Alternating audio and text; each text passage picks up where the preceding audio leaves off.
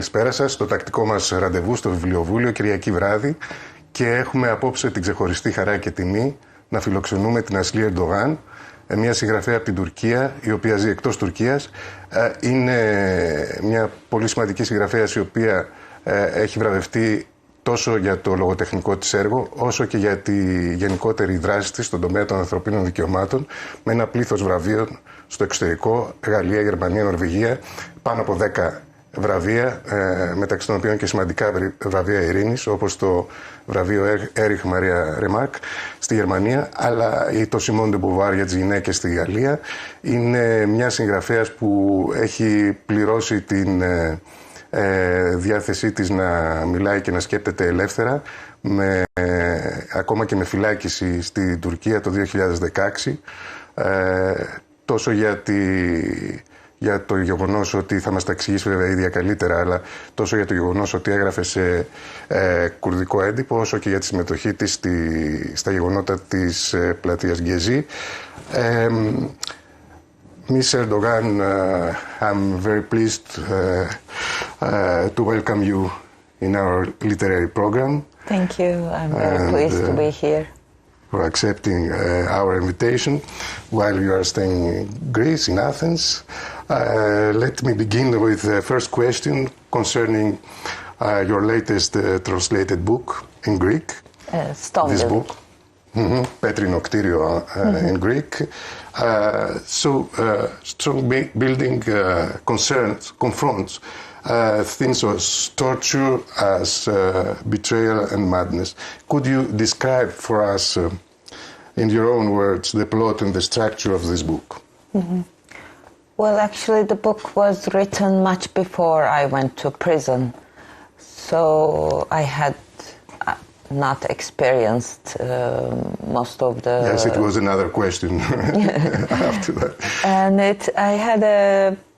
these are quite difficult themes: torture, madness, and betrayal. And I tried to tackle them in a different way, not just as a story of resistance or a tragic story, but trying to catch its ambivalence as a split, let's say, as a dichotomy. And betrayal is a theme that nobody wants to tackle. So I tried a different approach, different from my books, other books. The first-person narration, it's all in I narration, sometimes you also. But I is passing from person to person, group to group. It's like a Greek tragedy in certain ways. There is a chorus, and each member of the chorus is telling actually one part of the story. But we never know what happens to whom. There is a survivor, there is someone who dies, who commits suicide. There is a madman living on the streets, a tramp, and there is an angel, and their faces have the same scar. And there is a couple which will betray each other.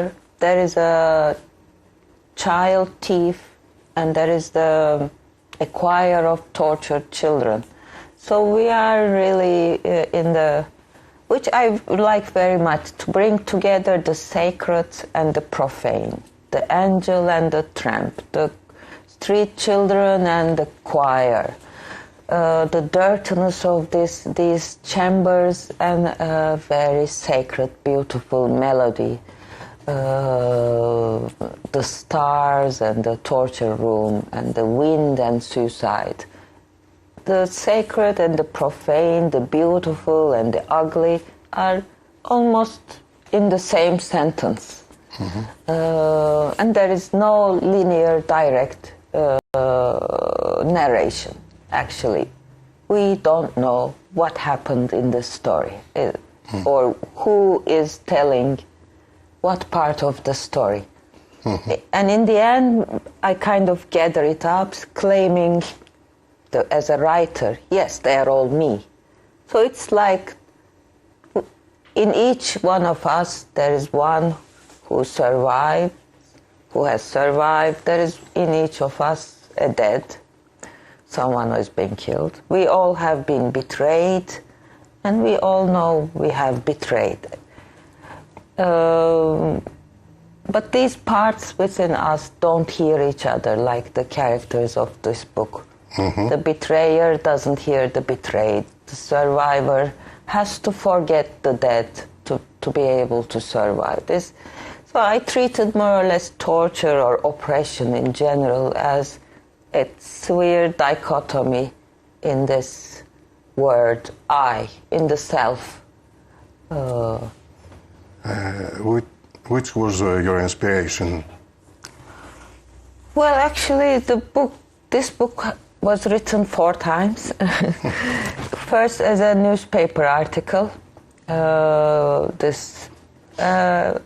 Actually, one of the characters was, I had actually met a tramp, or I had observed for a long time. I had a curiosity or obsession with people living on the streets. And there was a madman, which I don't think he was ever aware of me.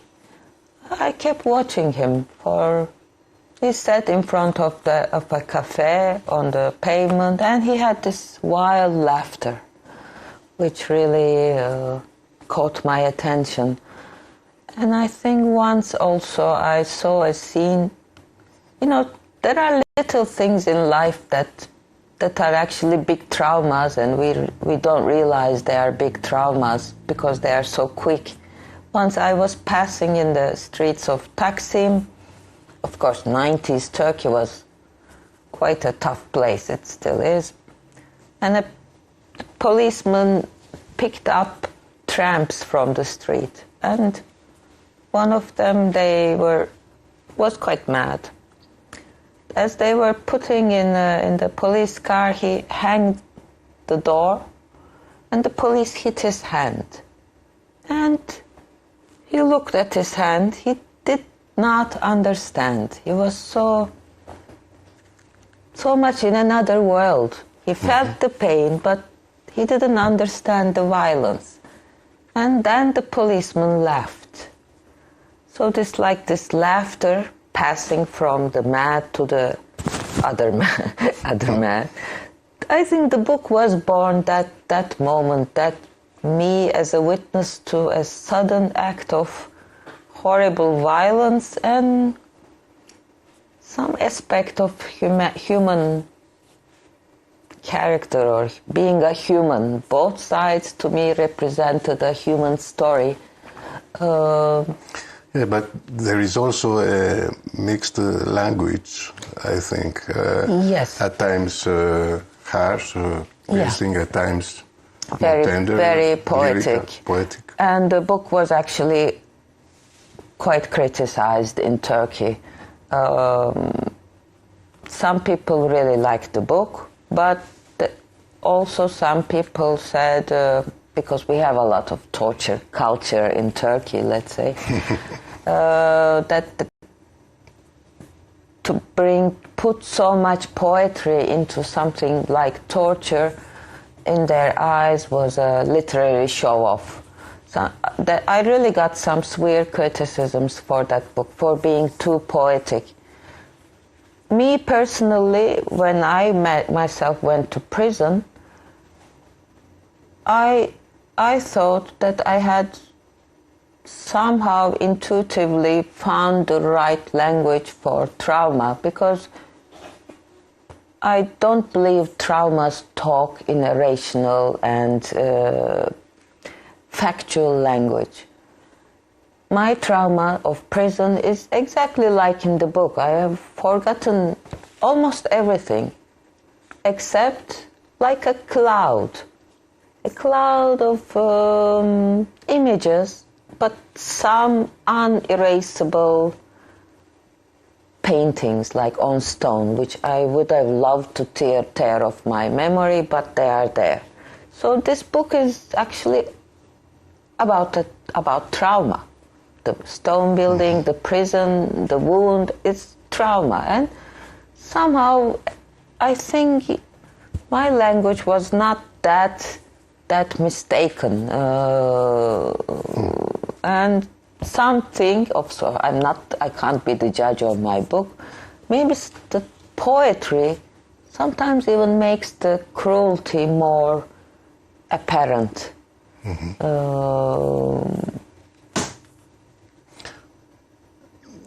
this book, somehow, you are trying to probe the limits of narration and to tell the untellable. Yeah. In this, please. And there are two questions about that. Can you describe? Can we describe everything with language? First question. With literature. And second question, what exactly is the nature of the untellable? Of the untellable. Wow, you ask me the most two difficult questions in the world, I guess. I think these are the questions we actually have to confront in each text. What are the limits? How far can we go? And I think I personally feel like there is something untellable. But what exactly is it, I don't know. That I kind of make circles in the boundaries of that. The trauma has a different language than our words, in a way. It's somewhere deep in the body. Somewhere deep in the subconscious. So I try to go as deep as possible, but like somewhere in the body. That's why probably I try a bit of a corporal language as well. Especially in the other book, The City in Crimson Cloak, the Rio novel, there the language is very corporal and even the body flutes are there. So I try to push the limits of literature, especially in this book with the different narration. But how far can you go is I think is a new question in each text. I try to avoid, this is one limit, I try to avoid direct narration of brutality, let's say. In the book there is really no torture scene. It's a book about torture, but there is no depiction of torture, that because it can easily be very pornographic. I mean, there's very direct scenes of rape and torture are unfortunately too charming for the audience. And I try to avoid to be charming, to be exotic in that sense. I mean, trauma is different from this exoticism of pain. I wanted to stay in the trauma, not to broadcast it, let's say. Now, another, let's say, difficult question of this kind of questions. Our inner world and reality are two different things, or the inner world is the only possible reality? Well, we can start from ancient Greece, even what they said, but well, I'm not a philosopher, I'm only a writer, but I think I have one other book which is not translated yet to Greek. It's a poetic prose Requiem for a Lost City. or in the silence of life. There, I think I found the main metaphor of all my narration. A woman is looking out at a very old ancient city, Constantinople, as she could see from the window, Topkapı Palace, and the light is behind her, so she sees her own reflection in the mirror, in the window, and the huge old city is becoming part of her face, and also her face is reflected onto everything. So there is really no objective reality without your own face. Your own face is in between, I believe, your own inner reality is projected onto everything, but everything outside is also part of this inner reality. And the core of existence is a drama, is a tragedy, or there is something more promising, more hopeful? Well, in each book I have a different answer. Well,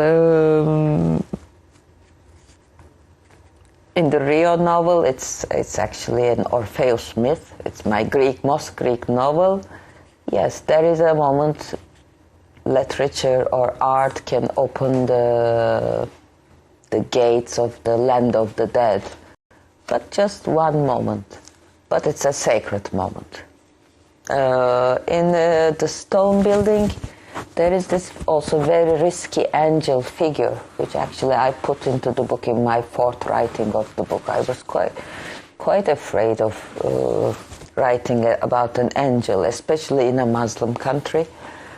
And what does this angel represent? Is it just catharsis? No, but the angel comes down to this little prison, but full of gifts, presents, is giving everybody another gift. And is the most naive figure in the book, actually. And when I myself was arrested and I spent 3 days in a police station, I thought of my book very often. And all the figures were there. There were street children, there was a bit of torture I was hearing. And I said, where is the angel? How could I be so naive to think of an angel? On my third day, I think I found the answer. You learn the angel when you feel the lack of it. And you arrive at the angel first feeling that the angel is not there, has never fallen. So I think I found a catharsis or a way out, but also that's all an ambivalent figure. I mean, the last thing the angel does is have a big, roaming laughter at humanity. He doesn't scream, he doesn't cry, he laughs at us.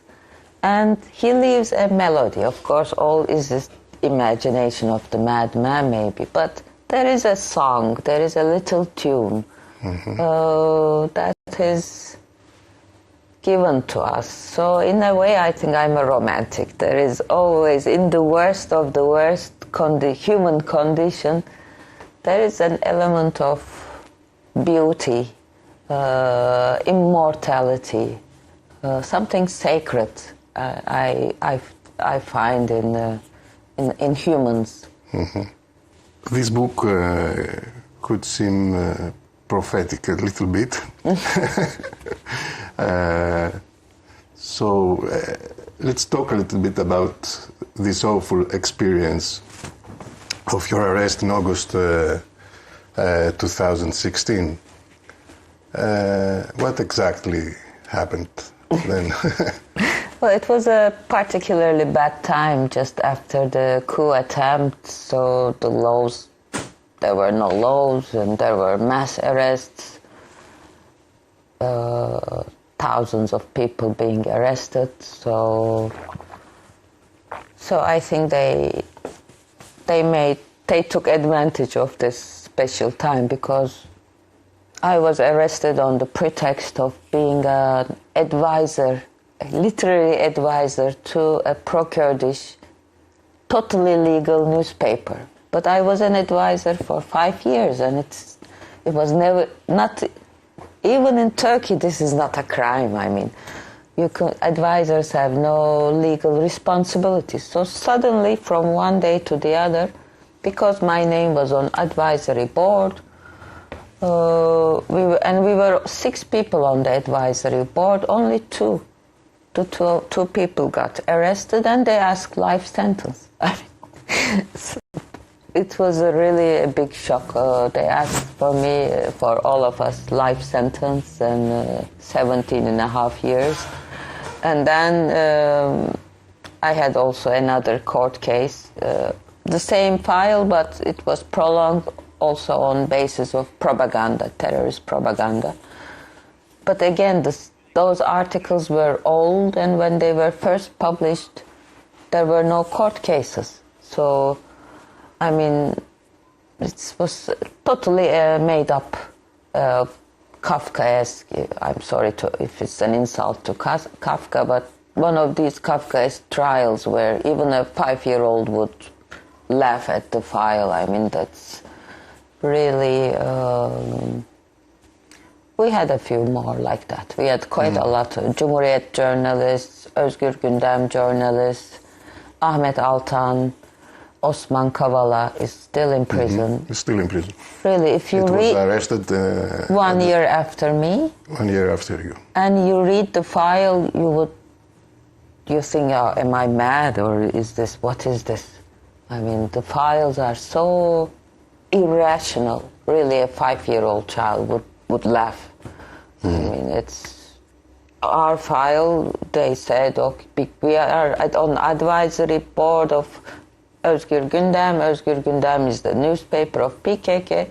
So we are rulers of PKK. I mean, I finally said in one interview, PKK will take me to court and sue me for destruction of their image. I mean, how can I be the ruler of PKK? I mean, it's, Jesus, really an insult to... Anyway, so it was... And you stayed in the jail for 3 months and something? No, more. I stayed 136 days, 4.5 months. And then the court went on for 5.5 years. Oh. Just finished, actually, last year. Last year. I got acquitted from all charges. You choose to express your views a Kurdish newspaper. Why that period? Well, actually, I had another period. In '98 came out The City in Crimson Cloak, and my third novel, and suddenly literary circles noticed me. And there was a new newspaper that time called Radikal. It's like Liberation of Turkey. And they had a new policy. Rather than having experienced journalists, generally middle-aged men, as columnists, they invited 3 women from literary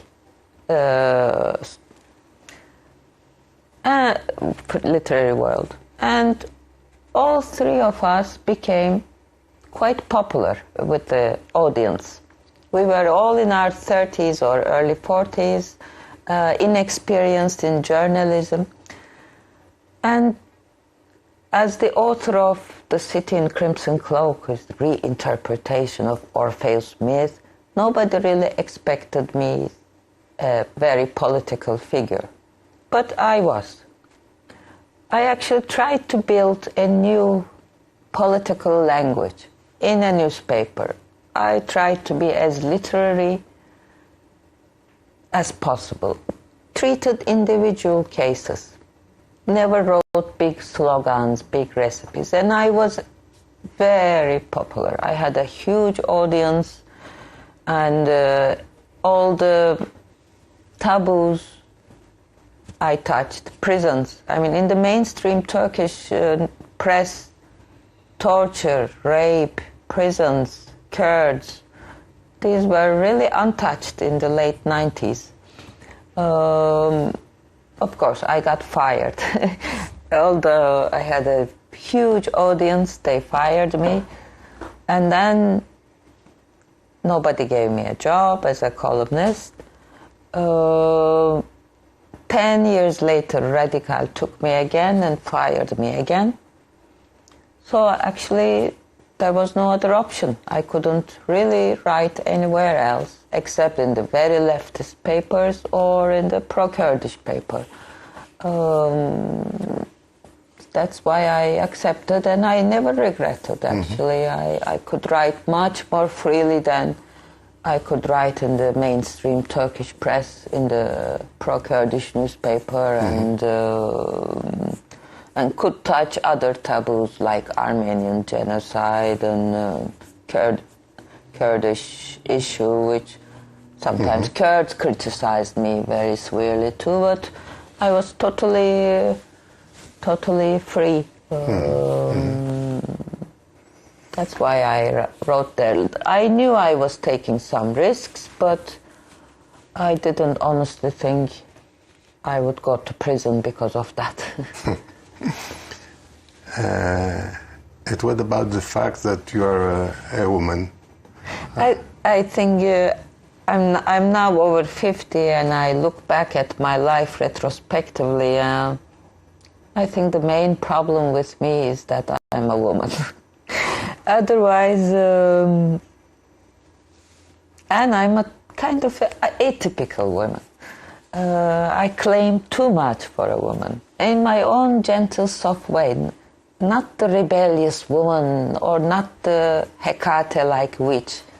Soft, poetic woman probably is more difficult to swallow, but I mean, Turkish society is a very, very, I think, male-oriented society.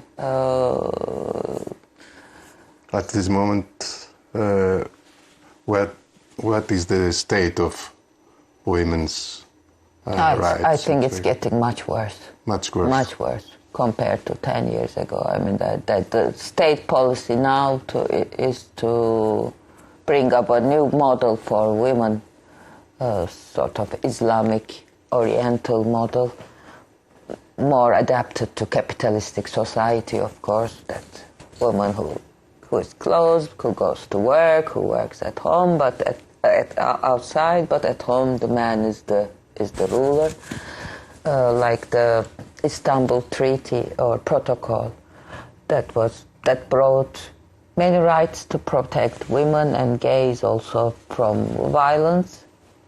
It was abolished. So the shift is really to go quite back to now.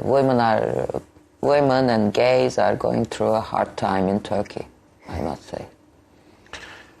Now, beyond the enormous human suffering, what are the consequences of this great earthquake in Turkey?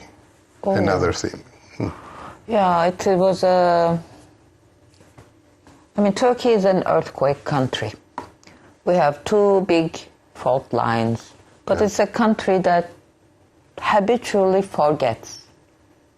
1 or 2 years later, it's all forgotten. I was in Taksim in the Marmara earthquake, 7.5. I was 100 kilometers from epicenter. I know what an earthquake is myself, and I worked also in the aid organizations. So even in '99, when we had very little experience, except the first 24 hours, it was chaotic in the first 24 hours, there was much better organization, aid and rescue. Okay, it was a smaller region, and it was summer, which helped the victims. Now it is really a big chaos. Nothing is organized. 7 days, the airport is not fixed.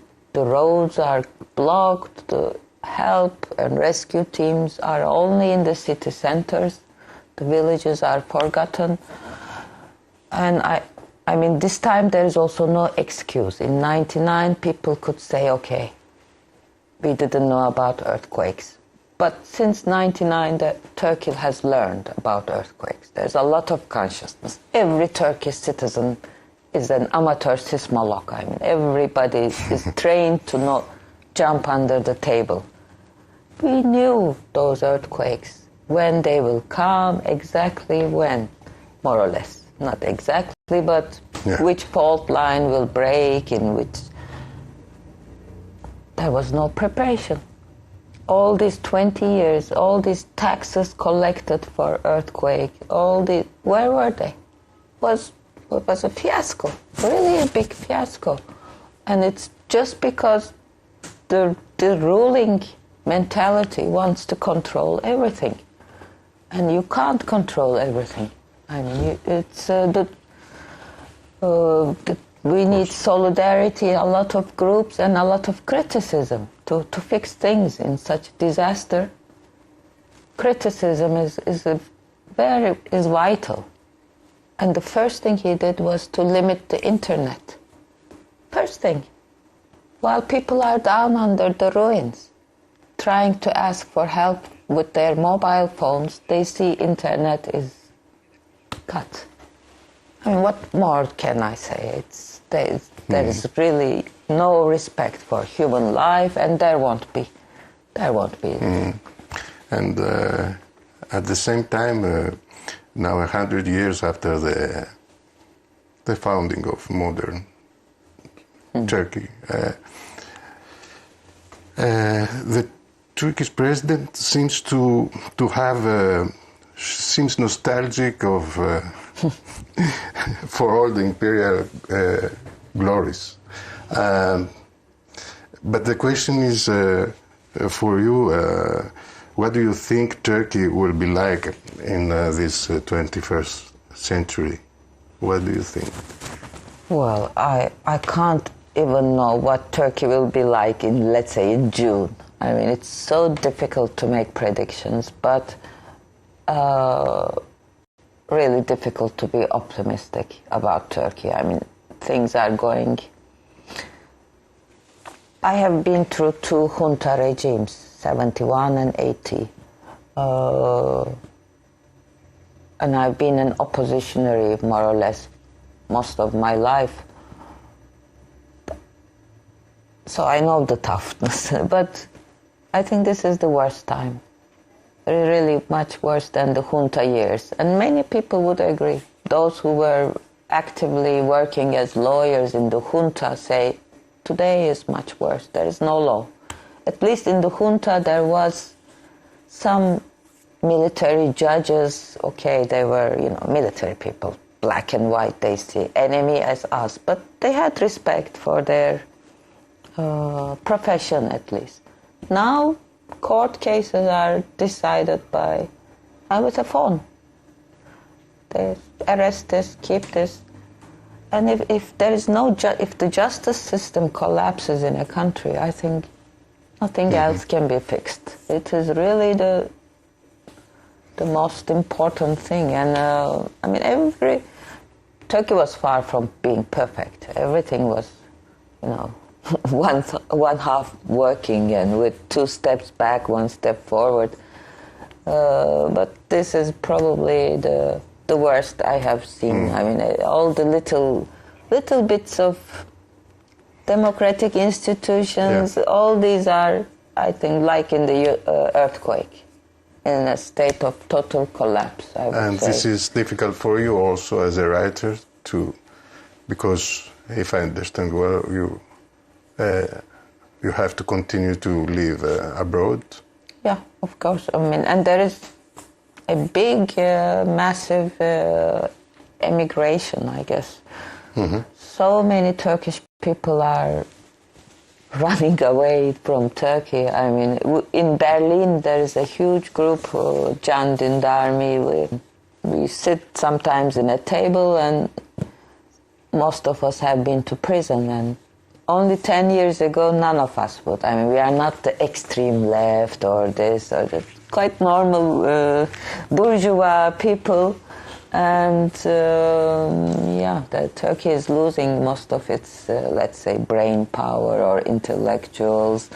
They don't want us. I mean, they don't want. This is sad. Yeah. They don't want the truth. They don't want to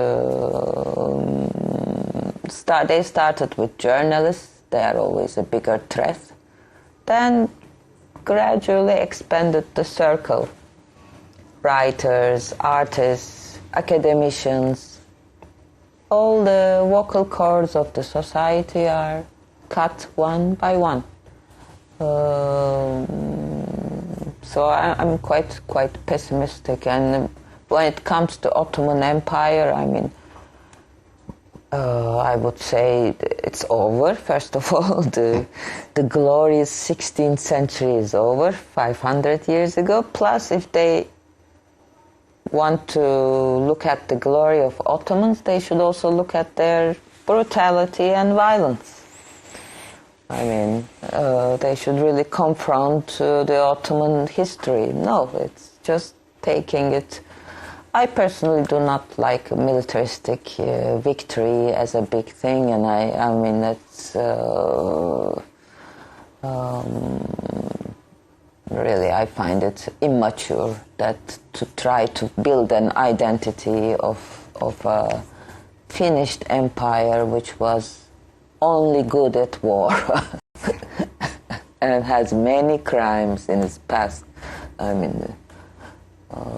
So it's clearly not a model for 21st century where we have developed concepts of human rights and this and that. And Aslı Erdoğan, I would like to thank you very much for this interview. Thank you. It was an honor for us to discuss with you. For me. Thank you. Thank you again.